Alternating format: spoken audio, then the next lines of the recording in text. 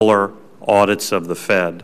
I certainly strongly support Fed independence for monetary policy. I'm also a co-author of the Senate bill for broader audits.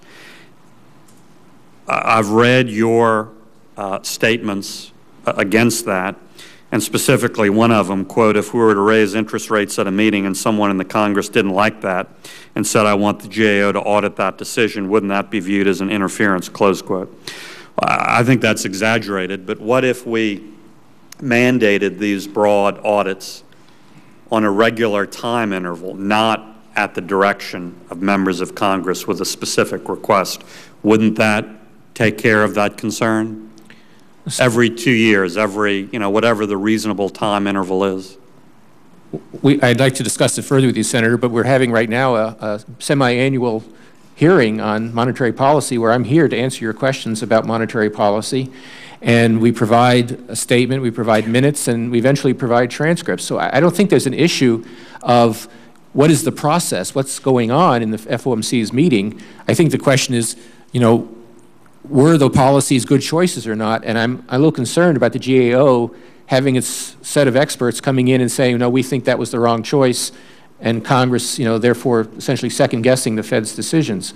But again, this is I'm here to be accountable, and I want to, if you have questions about monetary policy, I'm here to explain and respond to you. Well, again, let me suggest that this sort of fuller audit, particularly if it's at regularly scheduled intervals, not as a specific response to a member request, seems to me is exactly the sort of thing in a less detailed basis we're doing now. How is it fundamentally different?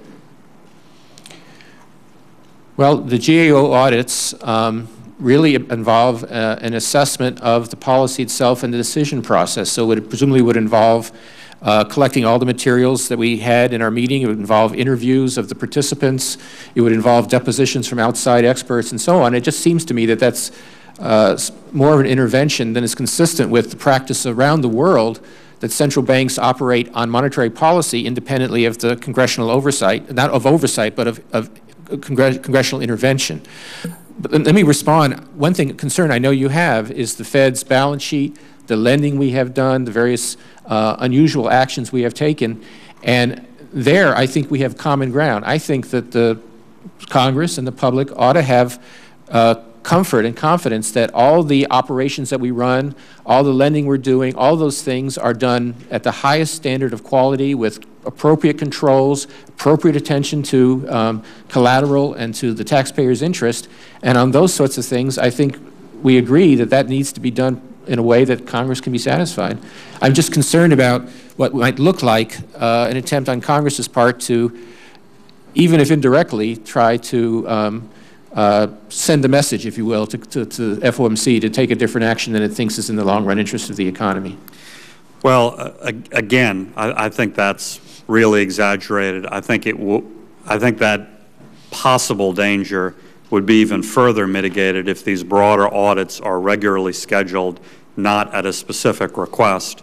And quite frankly, I think that would pale in comparison to possibly perceived intervention than the fact that we call you, sometimes with specific actions in mind to come up here and testify before us.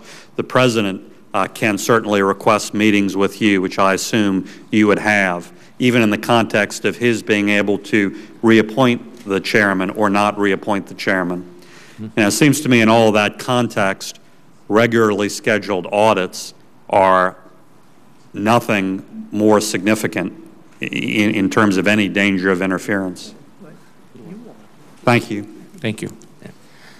Thank you, Senator Vitter. Senator Merkley. Thank you very much, Mr. Chair.